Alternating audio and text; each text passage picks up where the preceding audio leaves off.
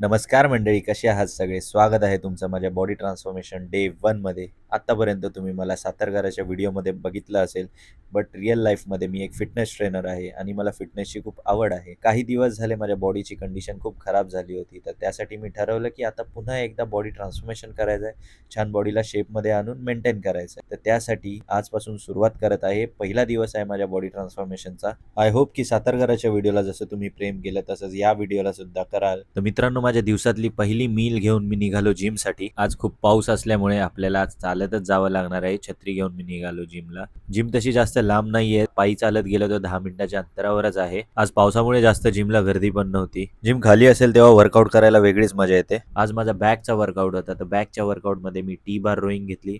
त्यानंतर लॅट पुल डाऊन्स घेतले आणि सीटेड रोईंग केली. त्यानंतर बार्बल बेंट ओव्हर रो आणि स्ट्रेट आर्म पुल डाऊन हे 2 वर्कआउट कंप्लीट करून वर्कआउट संपवला आणि गेलो कार्डिओ करण्यासाठी. कार्डिओमध्ये मी 30 मिनिट्स इन्क्लाइन वॉक केलं आणि पूर्ण वर्कआउट संपवून मी निघालो घराकडे. पाऊस काय आज कोणाचा अजिबात ऐकत नव्हता, एकदम दाबून पडत होता. घरी आल्यानंतर मी फ्रेश वगैरे होऊन माझी मील रेडी केली. वर्कआउट नंतरच्या माझ्या मीलमध्ये मी चिकन राईस आणि व्हेजेस घेतो. पावसामुळे वातावरण इतकं थंड झालं होतं की त्यामुळे झोप आली. संध्याकाळी झोपून उठलं आणि नेक्स्ट मीलची तयारी केली. त्यामध्ये ॲपल, एग्स आणि बदाम खाल्ले.